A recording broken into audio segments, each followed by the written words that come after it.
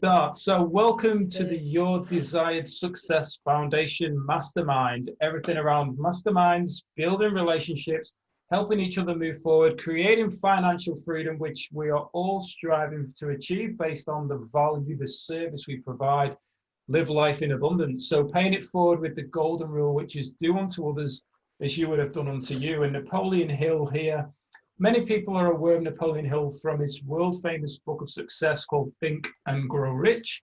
And speaking in that book about the power of the mastermind, Napoleon actually said that it is the principle through which you may borrow and use the education, the experience, the influence, and perhaps the capital of other people in carrying out your own plans in life. It is the principle through which you can accomplish in 1 year more than you could accomplish without it in a lifetime if you depended entirely upon your own efforts for success.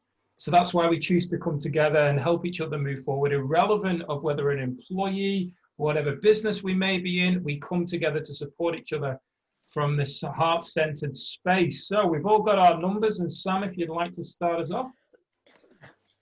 Okay, the purpose of the mastermind is to share our value and connect with like-minded people in order to create wealth in all areas of our lives. We are here to inspire and challenge each other to reach and exceed goals. Each member is committed to their own success, as well as the success of every member of the group. We are committed to meeting in person or virtually for 1 hour every week. We are present. There is no multitasking or distractions during meetings. We are collaborative. We listen without interrupting, lecturing, or judging. We celebrate each other's successes without jealousy. We are honest and participate by giving thoughtful feedback. We are open and listen to different perspectives without being defensive or offering excuses. We trust fellow members enough to share fully. We are focused, but we also think it's important to have fun during meetings. We are real and authentic. This is a no bullshit zone. Rose is not here, so I can say it. We allow ourselves to become completely aligned with each other and the high forces, one mind, one soul, one love. Yeah. Beautiful. Thank you for setting the foundation of the call there, ladies. And Carly, were you for that moment there? Were you like, whoa, I get to say the last one? Because yeah, I love that just, one. Isn't it the best? Yeah. We allow ourselves to become completely aligned with each other in the high forces, one mind, one soul, one love. I did have that thought. I did. It's so good. It is. So today we've actually got, we've got a lot to cover, and I'm really excited. Oh, hang on a minute. This is playing at the same time. So the topic that we're covering today is the decision to move forward. So around this, what I'd love to hear from each of you is, what point in your life did you realize that it was time to move forward? Breaking free of the chains, the life that you were living, what was going on? Now, I'm happy if you want me to start and share, or if anybody is like, hey, let me go, I'm ready, I'm breaking free of the chains, I want to run, that's perfectly fine. And come from a space of really like letting us feel what it was like for you. And just bear in mind that this is actually live now into the group on Facebook. So if there's anything you don't want to cover, share, please don't. Okay, but be open as much as you like. Carly, I know you were waving like you're back in front of your orchestra again. Go for it. I was only joking, but I will go first because I'm here now. I posted about this the other day because I posted that I had sat on the fence and I didn't want to go, I couldn't go backwards because it's too painful and you can't anyway. And I couldn't go forwards because what if I fail? There's more pain. And so I sat on the fence for 20, 30 years. And now I'm not sitting on the fence, and I probably changed that about, I'll say 15 years ago, when I fell pregnant with twins and decided that I can't live the way I was living because it wasn't bringing me joy. It was just squashing my joy to fit in with everyone else. And then when I became pregnant with twins, I decided I wanted a better life for them than what I had. So I decided when they were babies that I would do my best to learn a better way to take care of them as a parent, because I was always the youngest and I was always belittled. So I really wanted to make a difference for them so that they didn't even get my some scars from what I had been brought up with, that they got a different way of living and valuing themselves than I had. That's And amazing. I'm still working on it. Catherine. That's beautiful, Carly. Thank you for sharing that. Well, I don't know, there's probably been a few times in my life where I've moved forward, but I'll think of the last time, which was around 6 years ago. Yeah. I was working in travel, managing an agency in Sydney, and my husband was working on a contract for Boeing Defence. He is a helicopter maintenance engineer. He hated his job, always hated his job since I've known him. I was just I just had really a lot of problems in that store. I was constantly losing staff. I went in there with no staff. It had been a store that had really been mismanaged for a long, long time. And it was a real battle for 2 years. I stuck it out. When Varus's contract came up, we jointly decided, I guess, that I would take 3 months leave without pay and basically leave that store and maybe come back to working in a different part of the company. So, because yeah, we were both turning 50, and we were just like, oh my God, we're going to be 50. And here we are both, like, I'm working in a shopping center. I can't even see if it's night or day outside my office, you know, and it was, I was always filling in every time someone called in sick. So I never got my days off, and I was just burnt out really badly. So we took, I took 3 months leave without pay, and that's when we went to India. And so we went to do an Ayurvedic retreat, which was meant to be a yoga and meditation retreat, but ended up being a 23-day Panchakarma detox, which is an Ayurvedic detox. It's quite intense. And everything changed from then on. I mean, I did go back to my work, but not for a long time, maybe for a year, in a different store.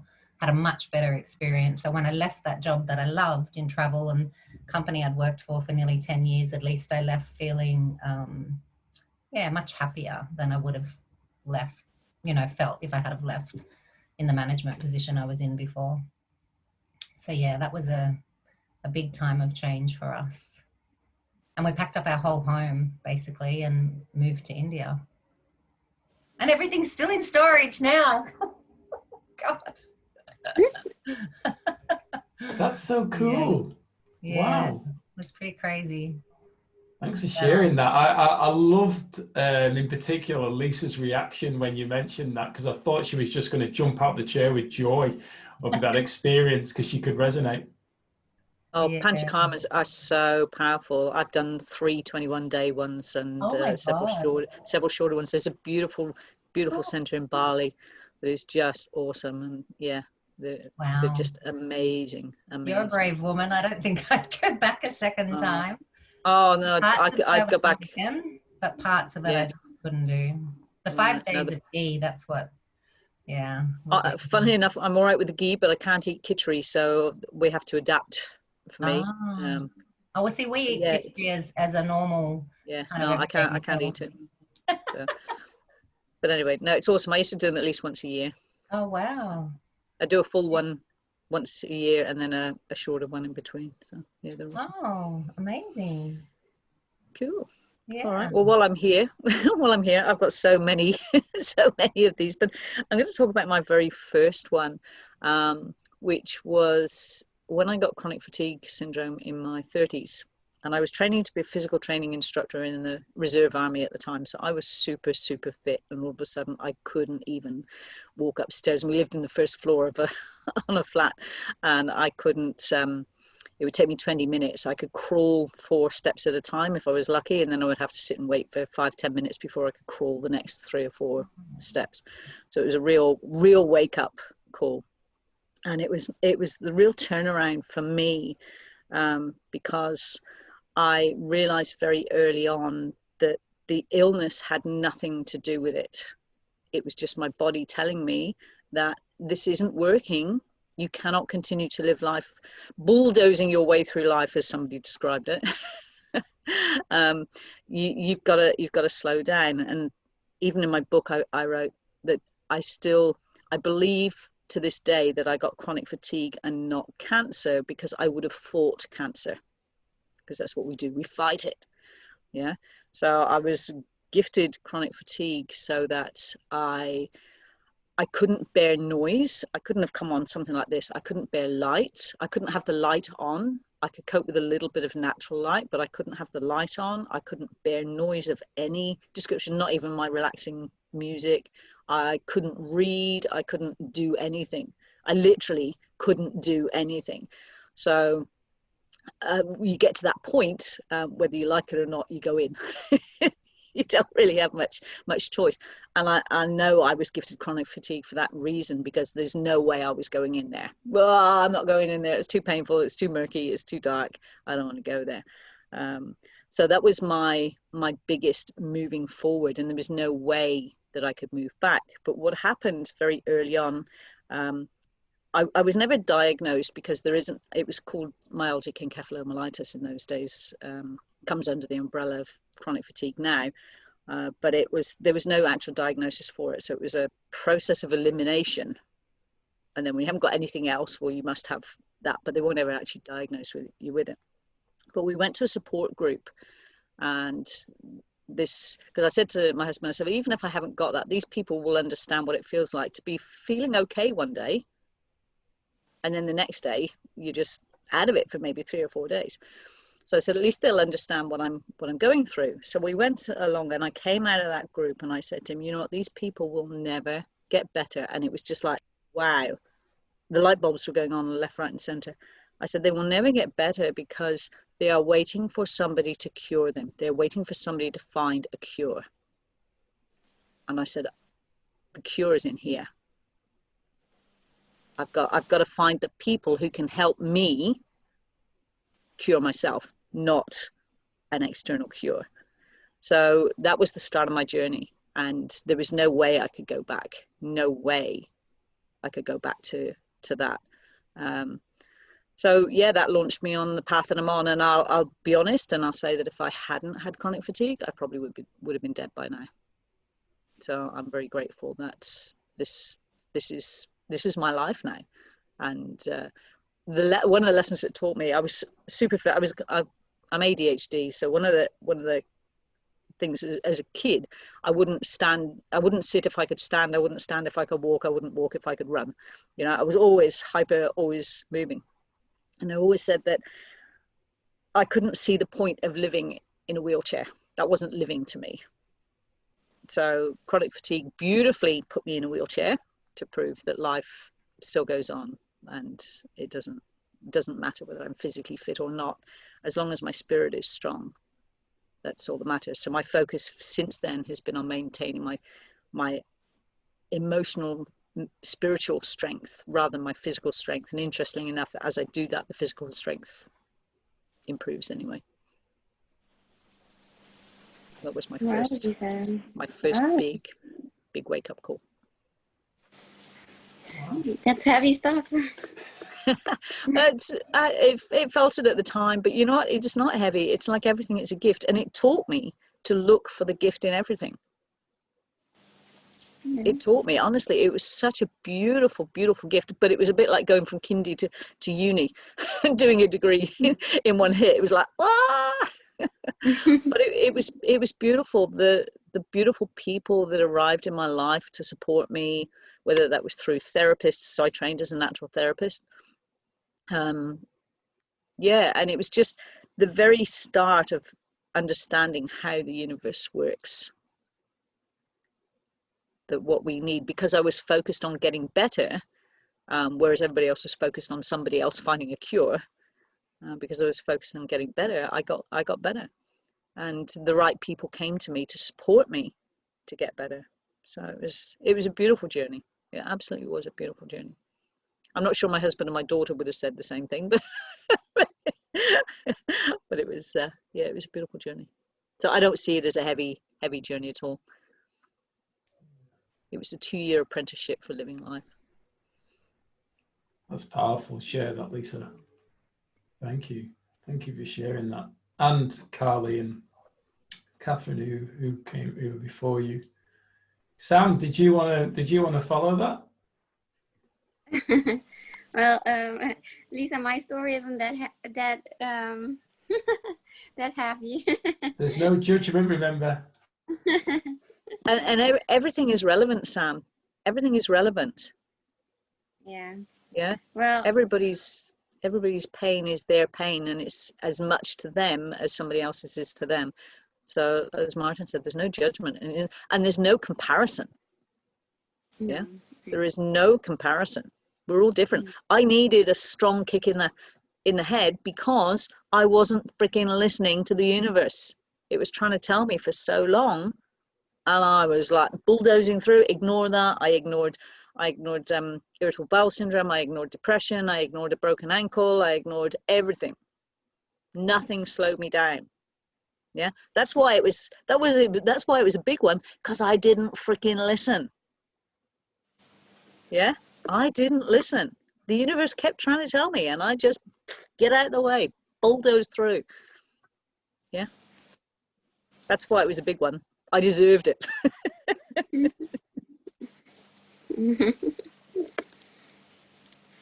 well, yeah, my story is that I moved forward after a breakup with my relationship.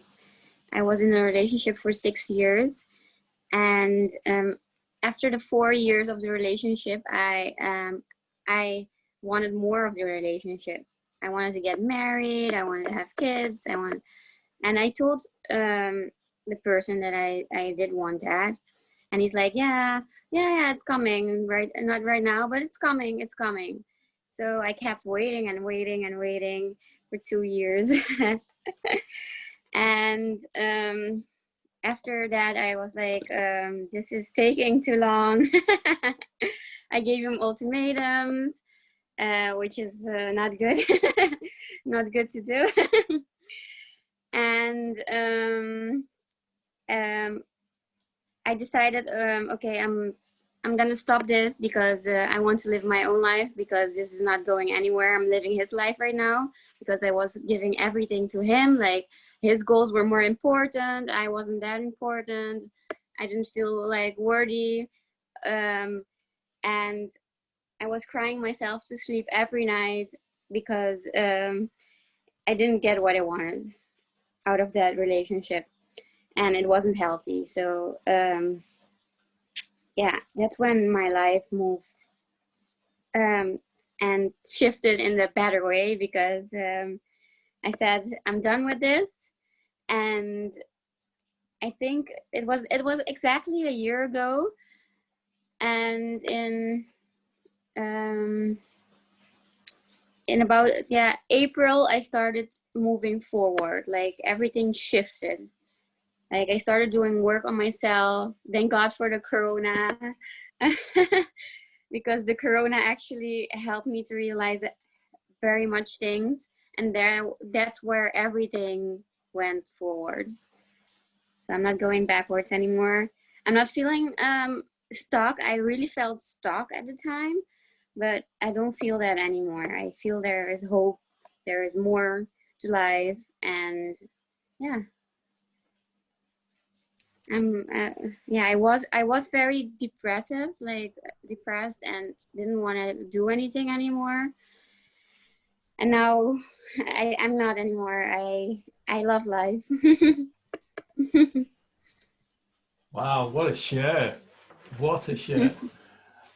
And do you know what was really interesting, especially before you spoke, Sam? And I know you weren't doing this from a negative side, but you were impacted with what, in particular, Lisa had shared, and you were amazed at the depth that it went. But what you shared there was so powerful, because, funnily enough, when you said around you were focused on your ex-partner's goals, helping him move forward, at the event that I was at a couple of months back, so I think it was August, we had spoken about values and voids, and how people, when they get into a relationship, there's often why they break up is because one of them usually gives away their values, and it's often the female who chooses to do that. And the guy who was, and he was so good in the way he explained it, because he's very animated. And he said, look, I'm gonna show you as me being a female and what the relationship is like, because it's mainly females who will give up their values for the guy. But what you forget is that the guy was attracted to you because of your values, and that's what he wanted. So all of a sudden, you've given up your values. And when I say you, I don't mean you. I'm generalizing here. But the female's given up her values, and all of a sudden the guy's like, who's this girl? But she gave them up to help him. But all of a sudden he's like, but you're not the person that I wanted to be with. So you're not the person that that you were when I first got with you. And in a way, I feel that what females tend to give up is the power. And what's so attractive, especially when you look in the animal kingdom, it's the female that's the power. The feminine is the power. And yet, and I don't mean you've got to be female to be feminine, but it's the feminine energy that's the true power. I mean, you ladies give birth. You bring life into the world. I mean, wow. So when you look at the power of that, and I believe it's an unconscious act. No one goes out there to no guy or girl gets in a relationship, or let's say in this example, no guy goes, I'm going to take the values away from the girl. I don't believe anybody would do that. It may happen, but nobody wakes up today and go, I'm going to screw up her life as best I can today. Or vice versa, I'm going to screw up his life as best I can today. Because that's not who we truly are at a core level. I know that, Lisa, you've got you're ready to go. I'm going to just I'm going to challenge you on that, Martin. Ooh. My experience, and what you said, it's not a conscious thing, but my experience, okay, in 2 marriages and other relationships, and having seen this with clients as well, is that there is a subtle exertion of power from the male. They are attracted to someone strong, a strong woman, but then they want to tame her because that makes them king of the jungle. And I've allowed that to happen to me. And I've seen it happen over and over again. And these two are laughing, so I know I'm on the mark here. No, I don't mean to laugh. I'm sorry. No, Catherine. What I'm getting is that you're backing me up on this, because it's far more common than we realize, Martin. And it's not a conscious decision. No man goes in with that intention. But I'll never forget, and I didn't register it at the time, but I remember Mick saying to me at the beginning, he said, I'll have to tame the tiger. So he pulled my teeth out, pulled my claws out one by one. Yeah. And when I looked back, when I realized what I'd done, and I looked back and I saw how many times that had happened, men are attracted to me because I'm strong, but they don't want to have to compete with me, which is how they see it. The subconscious drive is to control me. Yeah. So I'm actually going to challenge you on that, Martin. It's certainly not a conscious thing, but I think there is something in the male psyche that still needs to dominate to prove that they are the king of the jungle. So sorry to challenge you, but no, not at all. I'm stoked you did. I mean, I've got my boxing gloves here, so get yourself back to Perth and let's get it on. Bring it on, boy, bring it on. Well, do you think there's also the side of what I would class as traditional, of the guy is there to protect the family? So, look, so there's that thing yeah. of, well, if she's playing a role of strength and she's showing that, what's my role in this relationship? Absolutely. And I'll give you a classic example. I was unemployed. Sorry, Karen. I was unemployed at the time, and my husband, I'm going back many, many years now, 25 years or so, and the pine paneling, the half-level pine paneling was the in thing. So we decided to have this pine paneling, half height, all the way around the bedroom. And he'd started it, and then he'd gone to work. So I continued it, and I did all the awkward bits. I cut around the, you'd have been proud of me, Martin. I cut around the sockets. I went around the corner. All the complicated bits I did. And when he came home, I was so proud of myself. And he just looked at it and he said, well, that'll all have to come off because it's all wrong. I just burst into tears. Fortunately, he was man enough to come back and say, you actually did a better job than I did, and it hurt. Yeah, but that is what is going on. And I've been independent. I've been on my own. My first husband was a builder, and as you know, cobblers' kids are never shoed. So I can do anything around the house. And it threatened him. It threatened him. It threatened his role. Yeah, so it's very much part of it. Callie, I'll shut up. I'm sorry.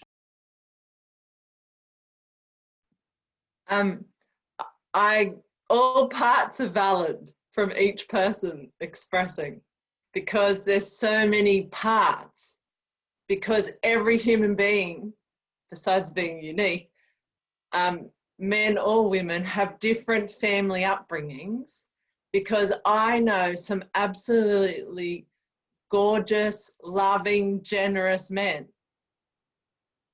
like Martin, for example. And all of the people I've met in my Harmony Centre where I went, there's about at least 30 men that are like Jesus in a body. They're just kind, they're generous, they give you their time, they treat you equal. And so it really depends on how we're brought up, what us as women value, because it's not just the man in the relationship here. So what you're pulling out of your husband is the fact that you aren't valuing yourself enough. And he gets to overpower you because you weren't actually equal. When you say, I'm stable in my power, you weren't, because he wouldn't have been able to take your power if you were. So there's no one really to blame, but there is us individually are blaming ourselves, but we don't blame ourselves because it's what we learned, and we're reawakening our consciousness to realign with our true power. Just like Catherine's guru, there's no way he would treat a woman less than a man. There's no way Martin would treat Lisa less than Lisa's husband. Like, it just depends on how we're brought up and what our internal lesson is, our karma, if you want to say it, or our internal value system, how we were brought up and how we choose to show up and own our embodiment of our power. Because the feminine is powerful. It's very attractive. It's very magnetic. And men don't have it as they still have yin energy and have that. But not all men own their yin. They own their bloody masculine like nothing on earth. And so when they see a powerful woman, yes, they want her. They want her. And they chase her. When they get her, they want her power. They don't want her. But it's up to that woman to stay in her own power and not give it away, depending on where she holds her power. And the fact that he chased her and got her, maybe there's a fine line where that woman's not actually empowered after all. because she would recognize the kind of man he is if she's in her full sovereign wisdom of her feminine, because we know, our heart knows. Yeah, wow, that was a great share, Carly. No, not at all. That was absolutely fantastic, and I loved what you said there about taking ownership. And there was, I remember listening to Wayne Dyer and him sharing a story about one of his patients, and this lady that was in his room was saying, it's all my mum's fault. It's all my mum's fault. I am the way I am because of my mum. And he said, leave my office now and go and get your mum. Why do I need to go and get my mum? He said, because if I get your mum here and I fix your mum, then you'll be fine. And it's like, stop blaming other people. Like, because you're giving your power away. That's what you're choosing to do. And I've got a great friend of mine. I met her. We just get along so well, and she has an incredible energy. Like, she's just a magnet. She's absolutely beautiful human being, but she is so clear on her true power and who she is. And we have like super open conversations, and I love listening to her, especially when she sends me voice messages and she tells me what's going on in her life. And I'm giggling away to myself, because I'm like, is she ever going to ever find a man that can actually, like, and I'm not saying tame, because tame is definitely not the right word, but respect her for who she truly is, but also stand in his own power to be able for her to actually be able to respect that level and then work together. Because she gets with a guy, and she doesn't sleep around or anything, but she gets with a guy. She's like, he's really connected. He's always constantly challenging himself to grow, which is attractive when you're doing that as well. There's nothing worse than when somebody, and I'm not saying this from a place of judgment and saying that if any of us are in this situation, we should leave our partners.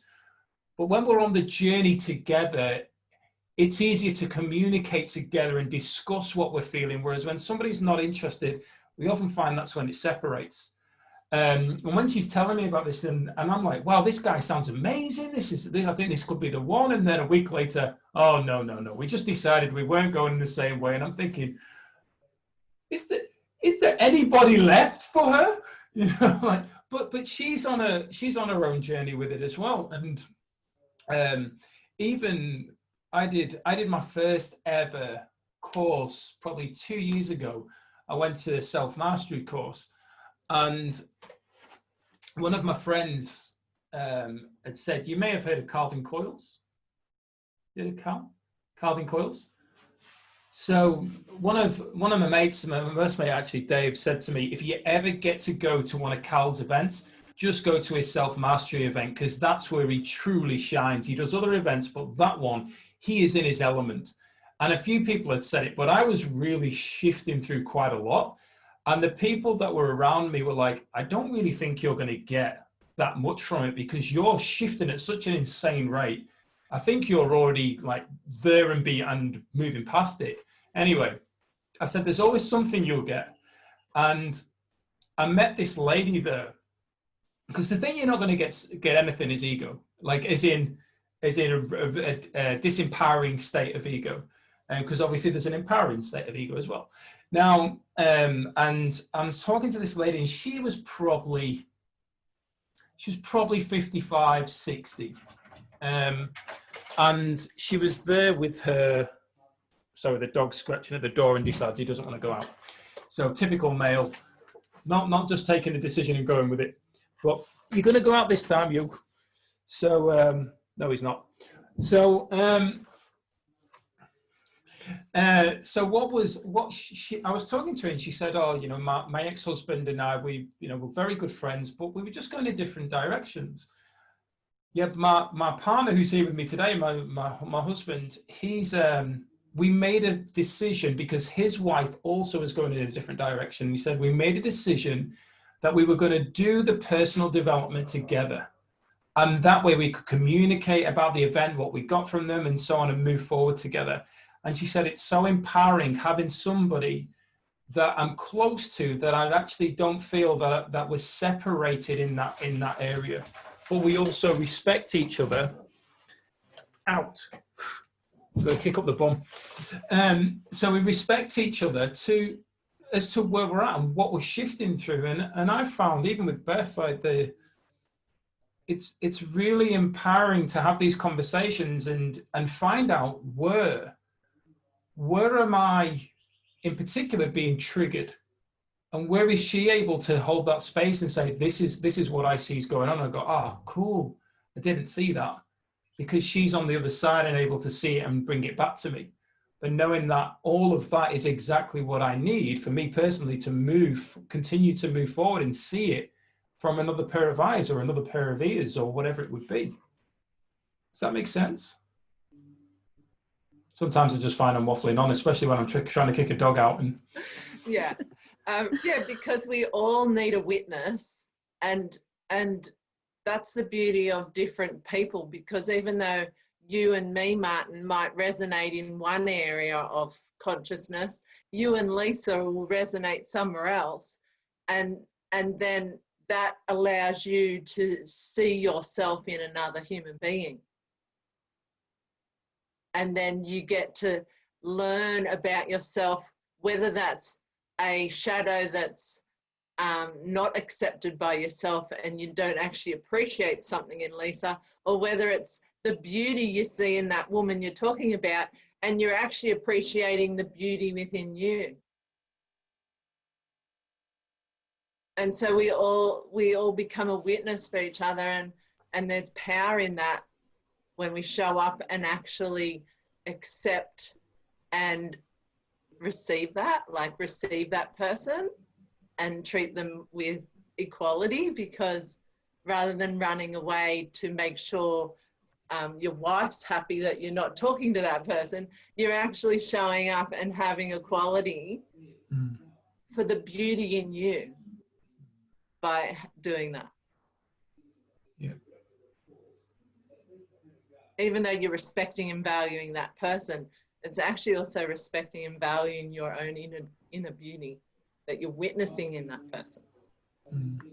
Yeah, absolutely, Callie. And I think there's so much in that, something that I really, I've been on this journey for sort of nearly 30 years now, and there weren't people to talk about, and personal development was not something that people were aware of. And they certainly didn't look at their own growth and their own, what they had to offer, and whether they were in their own power. We just existed, we just lived, we just followed what everybody else did. And I know when I started really started to look at myself, it was very challenging. It was challenging for me because there was nobody else I knew that was doing this. It was challenging for those that were around me because they didn't know what the hell was going on, and I didn't know what the hell was going on either, so I couldn't even explain it to them. So I think, life is very, very different now to even 5 years ago, certainly 10, 20 years ago. It's very, very different now. And I love the fact that, we've got generations coming through, and they are, the generations coming through are already like that. Our generation, or my generation, are really coming to understand it a little bit, and are embracing it. I'm seeing certainly a lot of middle-aged women are suddenly waking up and going, whoa, well, hang on a minute, this isn't what life's about. And they're getting into the personal development stuff. But I certainly think now, this time of life is very different than it was, like I say, even there's been a huge, huge shift, probably since 2012. That was the biggest shift that I was really, really aware of. But since then, there's been this huge growth.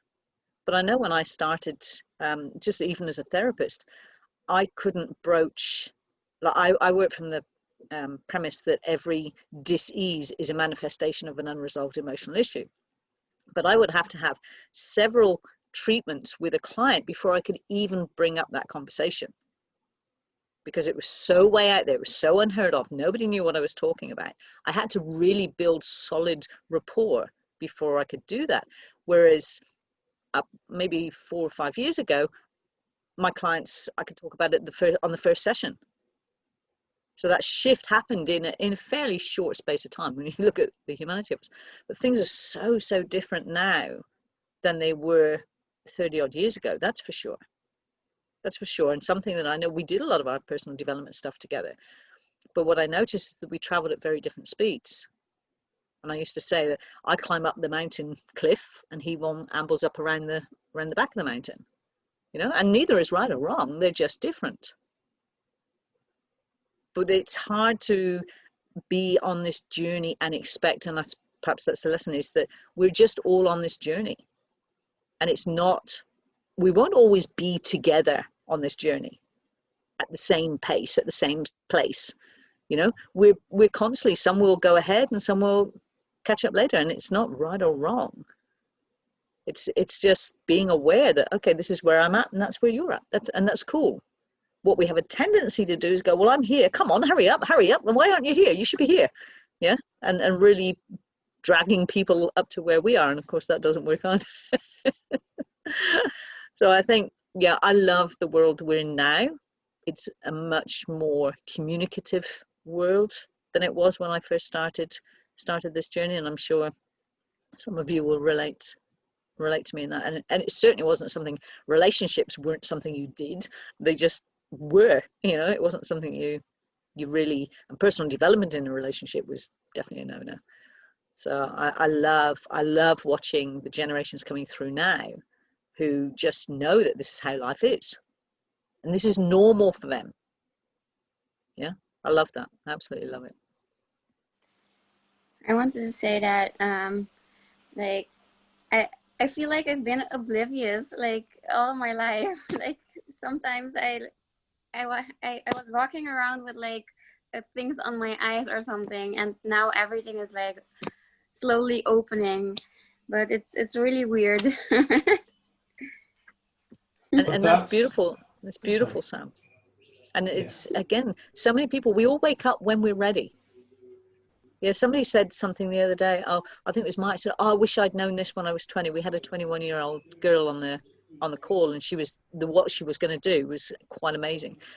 And he said, I wish I'd had this when I was your age. And I thought, you know what? I look back and I had all this information at that age, but I didn't do anything with it because I wasn't ready. I needed those life experiences as a solid platform for me to be able to grow from. So it's not about, you know, you talk to somebody, some people are born with this and they grow up with this and they've got their whole life has been like that. And you think, if only I'd been like that. But the older I get, the more I realize, you know what? Actually, I was told that. Yes, I did know that. Yes, whatever. But it never got put into place because I wasn't ready. Much as I would like to think I would have been different, I know the truth is that I wouldn't. I needed the experiences I've had in life to get me where I am. And that's the beautiful thing about it. We all have a different starting place, and we all have a different finish place. And we all have a different journey. And that's the beautiful thing. So Sam, there is no comparison to anybody, but it is, I know what it's like when you suddenly wake up. Like I said, the chronic fatigue was it for me. And it was just like, oh my God, there's floodlights, floodlights. And it's like, what do I do? You know, it's so bright. And you think, how did I not see this before? I mean, I'm sure others go, how did I not see this before? Duh. And even now, I'm getting those, oh my God, how did I not see that? But I didn't. And that's okay. It's not that I'm stupid or anything. It's just that it wasn't what I needed at that time. And now I do. And also on top of that, I think as well, Lisa, which everything you've said there is super valid, is that when we look at the world and everything being dichotomies, then we don't know what we don't know. Therefore, we have, like when we look at happiness and sadness, the only reason we're able to differentiate is that when we're happy, we're like, woohoo, but we also know what sadness feels like. So for when we're looking in this, I wish I'd known this earlier, and that, well, you know, we had to go through that so that when it came, we were like, wow, I know what the opposite to this is. And now this is what I really want. Because before we didn't know. And I often refer back to to when I was, so before I left England in particular, I was a carpenter and builder. And I absolutely loved what I did. And I was very good at it. And I did really love it. And when I came to Australia, and that's how I got into Australia. Without that, I wouldn't have been able to be here, no doubt, because of the way that it was to actually be able to get residency. And I did it for another few years before I shifted and went into the mines as a health coach, which is something I'd been doing not professionally since I was 14, which was passion was around health. But yeah, I remember, even though I was very good at carpentry and building, and I enjoyed it, and in fact I did love it, it didn't fulfill me. And it was only when I stepped into doing the personal training and the health stuff that I felt a whole new level that I didn't feel at any point doing the carpentry. Yet I thought that, like, that was it. I was a carpenter. Martin Ball is a carpenter. That's what he is. That's it. And builder. And there's nothing else. And I remember taking the mickey out of my friend who sat at a desk with a pen, and I called him a pen pusher. And he had a degree, and he regretted that he didn't go and get a trade. And I was like, you're a pen pusher. Men don't earn money with a bloody pen and paper and a computer. They build things with their hands. And that was the way that I was told. So, and then all of a sudden, hey, here I am on a computer with a pen and a pad. And I am the happiest I've ever been, totally aligned, shifting through, impacting more lives around the world than just going to somebody's house. And I'm not knocking this. We're just going to somebody's house and creating a decking or a gazebo or a pergola for them, or a kitchen extension. And then we're like, wow, that's amazing.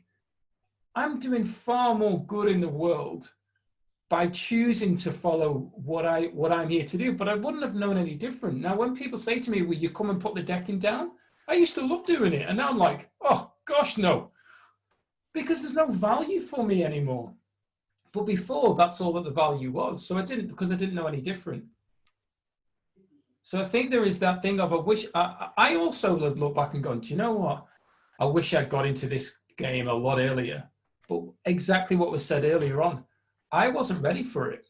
And I certainly was not open to it. Definitely not open to it. Even when I started doing networking groups back in 2015. And the only reason I went to a networking group was because I wasn't working. I was just earning money from home and thought, oh, I'll go and see what this is about. I like being around people. I'll go and see what it's about. But when I was working as a carpenter and builder, my excuse would have been, I'm on site then. I'm not taking time out to go and do that. But when I was there, even though I wasn't doing carpentry and building anymore, I realized that there was an actual gold mine sat there in the room. And they were like, do you still do carpentry and building? I'm like, no. And they said, we could give you so much work. No, I don't do it anymore. I'm not interested in doing it anymore. In fact, the universe doesn't want me to do it anymore because all the tools got stolen. And when they did get stolen, everything got stolen from a lockup. And the person who called me, my friend whose lockup it was, called me and said, did you collect all your gear? I'm like, no. She went, well, then we've been robbed. And I went, oh, well. She was like, are you okay? Said, well, there's nothing I can do about it. And clearly the universe doesn't want me to do carpentry and building anymore. So I'm officially retired and I'll carry on doing what I'm doing. But that was literally my mindset. And there was about $20,000 worth of gear in that lockup. And I'm like, oh, well. But I was ready. I was already shifting and I was accepting that everything that was happening in my life was happening for a reason.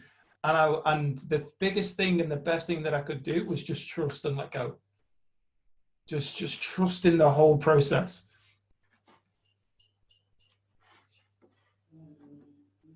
That's amazing, Martin. I mean, because that's a pretty big thing to have happen, to have all your gear stolen, but it's a pretty big sign from the universe that you were ready to take another turn. Great that you were able to take that on and see it for what it was, and yeah, move forward. Was that your turning point? Well, like Lisa, Catherine, there's been many, and I'm sure there has for all of us. But what was interesting as I was listening to you all this morning, I woke up to a message from. So when I used to play football or soccer, as it's also known, back in England as a kid, one of the guys there, Graham, was my football coach, and he always used to shout at me from the sidelines. He always was telling me off. What the hell are you doing with it? And I'm like, you should be doing it. And I'm like, shut up, because I wasn't rubbish, but I wasn't great. I wasn't David Beckham, but I wasn't rubbish. But he'd always be, and he did it because he cared for me so much. That's why he did it. He was expressing it that way. And there'd occasionally be, sign language towards him, just so he got the message. But his father-in-law owned quite a few properties throughout the hometown. And when I was doing all my carpentry and building, he got me to work on those properties. And I built up a very close relationship, and that family really embraced me. And they always said that his father-in-law and his wife, so like the grandparents, they always wanted me to be with Graham's daughter, and they embraced me like their own. But Graham's daughter and I, Gemma, got on like a house on fire. We're like brother and sister, and that's the way we were with each other. And anyway, the reason why I'm telling you this was because the time that I would have with Eric was always really powerful. And I remember I'd be working in his house, and he'd go, come and sit down with me. And he'd just talk to me. Well, when I was leaving to emigrate to Australia, he said to me, you're doing the right thing. It's the best thing. I wish I had done it. I had the opportunity to be a 10-pound pom, and I never did it. Well, this morning I woke up and he passed in the night. Suddenly, he passed in the night. And Gemma had messaged me to say, just letting you know, my granddad passed, and you were so close to him, and I just wanted you to know. And that was I've got into a routine where I don't get online and for a period of time until I've done what I need to do for me now, filling my own cup. And I came on and I just sat there in that moment, and all that came back to me was, I was lost, but what came to me was the vision of him sat there in the chair in his living room, and him telling me to come and sit with him, and him laughing and talking to me, and he brought so much joy. And what was really empowering in that moment was that's the way I saw him. Like, that's how I felt about him. That's the impact he made on my life. He encouraged me. And even when I went back to England for a holiday for a friend's wedding, the whole family made a point of getting together to come and meet me at a pub, to have dinner and embracing me like I was one of their own. And he was always smiling, and he wanted to hear all the stories and laughing with me and just so proud. And I wasn't related or anything, but he had such a profound impact on my own life. And like I said, I remember him saying, make it work. This is your opportunity. I wish I had done it. So that for me, when I reflected back on listening to you all and the decision to move forward, like, that was a significant moment in my life that I maybe wasn't aware of at the time, but reflection, wow, like what he gave me and that support through the whole process, and sending his love, even for him not to be physically by my side, to help me get through the times of leaving everyone and everything I'd ever known to come to a place I'd never been to before and start a whole new life, needed love and support from those people that I had built relationships with. So that was an incredibly empowering experience to wake up to that this morning and be able to reflect on what he gave me. And I think in that then, my focus is to show up to the best of my ability each day with an open heart. And if when that time comes for me to pass, that somebody says, do you know what? He gave me his time. He listened to me. He gave me advice. He made me laugh. He made me feel something of worth. Like, I hope that I'm able to share, to make somebody else feel that when the time comes for me to move on. Yeah. So, yeah, thank you. You're already doing it, Martin. Yeah, that's so beautiful. You're Yeah, already thank you, the Kelly. legacy. Yeah, Yes, thank you. Martin. Yeah. And I bet he was really proud of what you'd achieved so far in Australia, and that you stuck it out, and that you, here you are, you know, living a great life in a new country, that you've made your home. So you did it. You did him proud. Yeah. That's beautiful. Yeah, it's certainly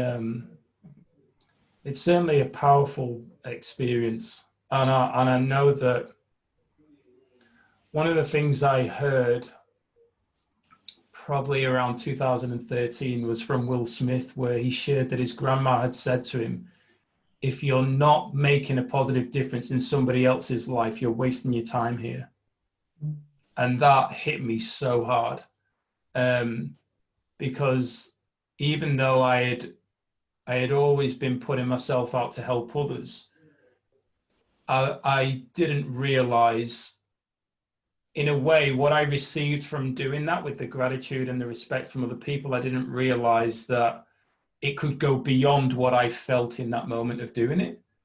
And really, with Eric's passing, it's helped me. I've truly understood now what it means for somebody to give their time, their energy, and to receive that, and to be able to basically still speak to him and say thank you, because that's really what it was. It was just, in that moment, it was just huge gratitude that I felt. Probably the deepest level of gratitude I've ever felt, actually. Certainly to another human being, because I had a lot of gratitude for Bessie. Yeah. Well, thank you. Thank you for holding the space for me to share that, because that was a big, based on the topic, that was a big one to move forward. Yeah. I think, thank you for sharing that, Martin. That's what I love about your vulnerability, your courage to be vulnerable enough to share. Something that really came up for me there is that often those turning points are so subtle, they just turn us maybe 1 degree. You know, yes, we have the big events that turn us around, but sometimes it's those little things where somebody has said something, and I can think of a couple that really shaped the direction they've gone, and they weren't huge at the time, and it's only, as you say, looking back and you go, oh, okay, that's, yeah, I'm on this path because that took me from here just to there. You know, it wasn't a big turn, it was just, just a degree or two.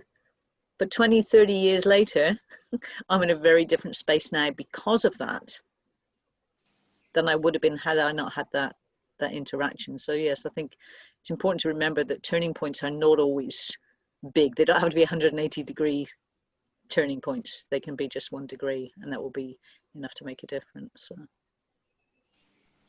And I know there's a saying, thanks for that, Lisa, because I know there's a saying, it's the 1%ers that make the difference. Yeah. It's just that it's the tiniest, even when I was watching a video recently, it was probably one of Bob Proctor's, I think, and it was talking about autopilot, and it can be that 1 degree that sends the plane off course, but with the autopilot it brings it back onto course.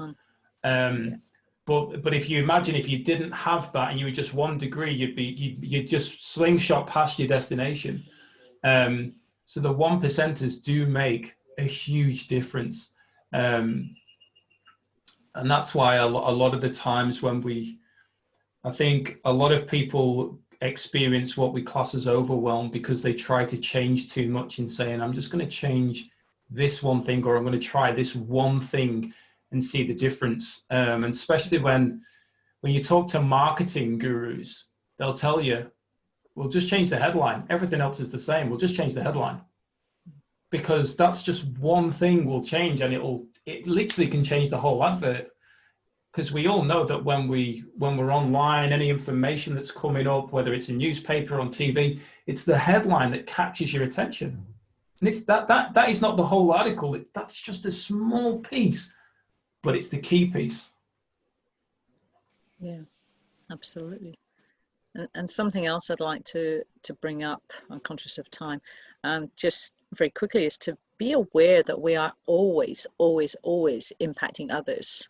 And we often don't ever find out what that impact is.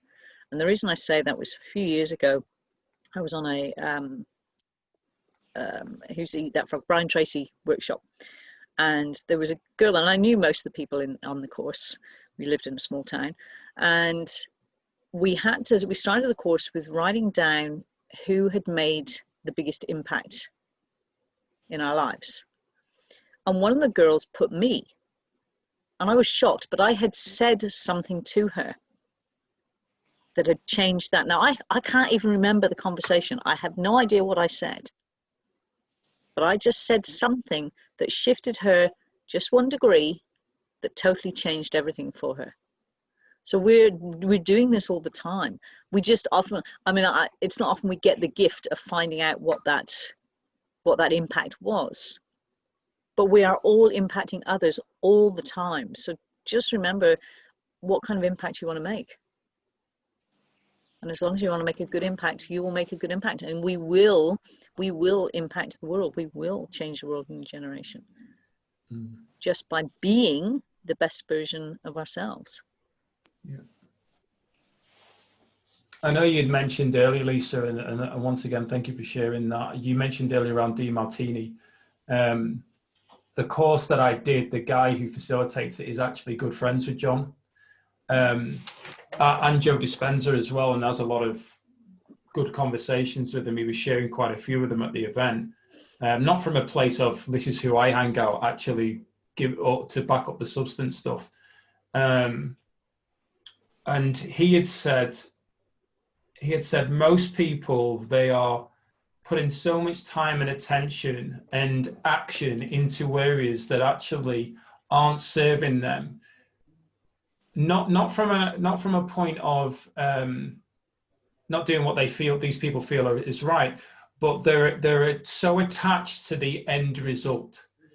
And what he got us to do was go through our core values. And I remember I said, these are my core values that I've worked out. And he said, they were your core values and they've served you to here, but to get to where your vision and mission is, they aren't the right ones. Yeah. And he said, and he got us to write this thing out, and he came over and literally within the first paragraph, he said, these are your 3 core values.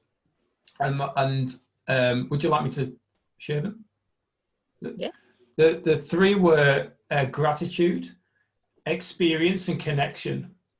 And he said to me, and this was just based off my first paragraph, and he said to me, if you choose to live your life by just those 3 core values, looking in areas where you can do that, and you live truly and authentically, not trying to manipulate any of them, your whole life will change, and you will receive an abundance beyond your belief.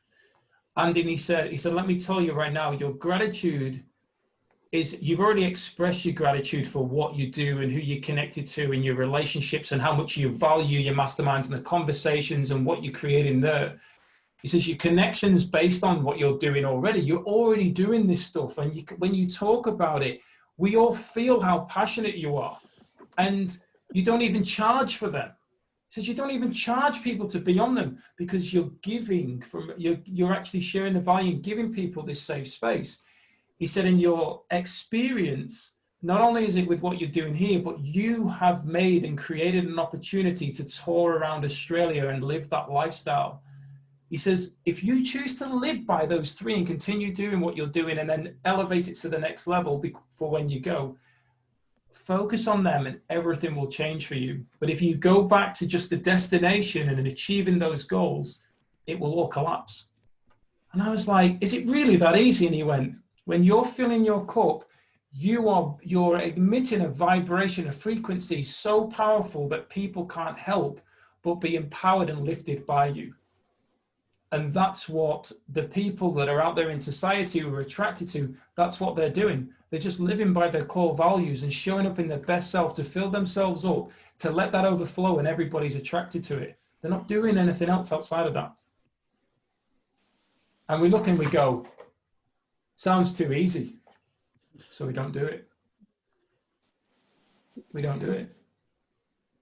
Really, really powerful. And it's been, especially with what we've been working on in the Gold Star group, with the universal laws, as we've been going through that, now I'm really seeing stuff like it's jumping out at me. And I was sharing this on one of the other calls about the mentors I've listened to, and I've got so much gratitude for them because they've given me so much of a good foundation. But like when I look at all the people I've listened to over the years, and I'm around, a lot of them, they give you the results, and they give you of what can be created from this, but they don't truly give you the foundation of it. And I'm only understanding the true foundation by accessing the universal laws. And since I've accessed them, I am so much more aware of all this stuff and the messages that they were actually saying. I now am going, hang on a minute. They were talking about this universal law. They didn't tell you that it was that. They told you the result and so on, but they were actually talking about this universal law. So I don't need to focus on that result per se. I need to be focused on how is this universal law being consciously implemented into my life? Because I've unconsciously been implementing universal laws. But if I'm unconsciously implementing and getting success, I'm also unconsciously not implementing them, and it's pulling me back. So this level of awareness, and I have to, I don't have to, but I choose to share this with you. I feel like I am soaring right now, and I haven't even learned the universal laws, and I'm implementing them all properly the way that I know that I am capable of. But this creates so much excitement within me that there's so much more to come. So if I'm in this state of gratitude and excitement and joy and abundance right now, there's far more to come. This is just the start. And it's shifting through all this thing that's been, I've allowed to happen through conditioning. And once again, that's taking ownership. I've allowed to happen. I'm not blaming it on anybody else. That I was living the life that served me to that point. But now it's time to make that decision to move forward. Right the way back to what we started with. I'm ready. You ready? I'm ready. Let's go. I think we've just had a turning point. Super powerful. Beautiful. Awesome. So happy for you, Martin. That's a beautiful share too. Thank you. Thank you, Catherine. Thank you. And it's beautiful to watch you soaring. Isn't it? It really is. It's such a gift to watch people soar, and to watch people get it and be able to put it into practice, and show others how to do it. The big thing for me, and this is where it's out of my control, but my intention is to not soar on my own. I am not here to soar and look back on everybody else and go, why the hell, where am I? Where's everybody else gone? It's like, hey, let's go together. I have no attachment to what you choose to do, what your goals are. I have no attachment if they're completely different, but we can all go together and succeed together. You were creating such a draft that we couldn't soar. We couldn't not soar if we didn't want to.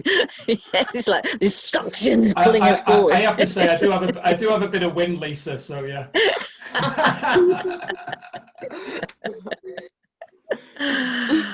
But it's so powerful, Martin. It's like such a. Sorry, Catherine. Sorry, Lisa. I just said we can all get in his slipstream, and it'll just be. Yeah, slingshot past me. Absolutely. Yeah. No, I didn't mean past. I'm going past. Absolutely. I'm going straight past. But a flock of geese take it in turns, don't they? Yeah. Exactly. There's always one at the front. So we'll just get there together. It's teamwork. Yeah. We're all a beautiful flock. Reconnecting geese, they're pretty. It's definitely all about connection, obviously. but it's the internal connection, the community connection, the divine source connection, and then it's trusting all three. Yeah. Yeah. And that's one of the things that when they spoke about God, it was grand organizing design. And it was going through the realms. That's definitely John DeMartini. Yeah, going through the realms and going right the way up. And it was just fascinating. I mean, I was just sat there, and it's all science-based and so on, which is all John DeMartini and Joe Dispenza stuff. And I was just sat there going, and Beth's like, "You're really enjoying this." And I'm like, "Do you know what? From an intellectual level, based on my education, it's way beyond me, like way beyond me. But I'm sat there in complete awe and fascination at what I'm watching and what I'm listening to, and this incredible teacher in front of me sharing this information as best he can to help me as a child hear it and return back to true self. And all I'm going is, wow, I see it, I see it, I see it. Yeah. So now it's a case of get rid of these lead layers that are holding me down, that I've allowed to be applied over the years to truly fly. And that's all that I see it as right now. And I have the tools to just peel them off as and when I choose, but don't peel them off too quick. Otherwise I'll be like, ah! You're naked. You're naked. Look, just quickly, because I'm conscious of time. Yeah, time. If anybody's interested, Hay House have got a free Joe Dispenza program starting today, and I think it says 5 days or something. But there's something every other day, so it's not something every day. But it's a free one with Joe Dispenza, and I just thought, yeah, he was on my plan this year to go and do his live thing, and obviously that didn't happen, so just to let you know. But it's with Hay House, so you won't find it on his website, but you go to Hay House, you'll find it there. Do you have a link for that you can post in the Your Desired I'll Success have a look for it. Yeah, let me have that would be great if you could have a look. I was just thinking, Martin, how the connection is to be through our inner child, like our sweetness and our innocence. And so you as the child in your curiosity and wonder creates you to really learn it through the heart, not the mind. So you get it easier. Yeah. And you get it with ease and grace easier. Like you're fully, because all children are already connected. Yeah. And they're smarter than we think. They just lose a lot of their wisdom because of our way we bring them up. Yeah. Like we squash their ability, and yeah, they're already connected. Absolutely. Yeah. And he dived in deep into that. Lisa, you were just going to say something, but powerful share, Carly. It was sorry, Karen. It won't let me copy the link. I can share it. Where's the best place to share it? Share it into the group, just so that everybody in the group gets it. Yeah. Yeah. Thank you. Okay. So, look, ladies, I just want to say thank you so much. One, for holding the space for myself to share as well, and for your kind shares after what I shared, but also for being open yourselves to share and vulnerable and helping really make this a powerful conversation. I know Beth, that was listening before she had to go and catch up with a friend, was like, I really don't want to leave this call. It's amazing. So we created that here in this room, and there's going to be many more people who benefit from listening to this. And so from the bottom of my heart, thank you so much for allowing me to bring this to you, but also you all choosing to show up as your authentic self to make this message and the messages be heard across the world. So thank you. Thank you, Martin. Enjoy your day wherever you are. For those of you in the north, and for us south, we're going to be wrapping this up and going to bed very soon. Thank you. Good night. Thank you. Bye-bye. Thank you, everybody.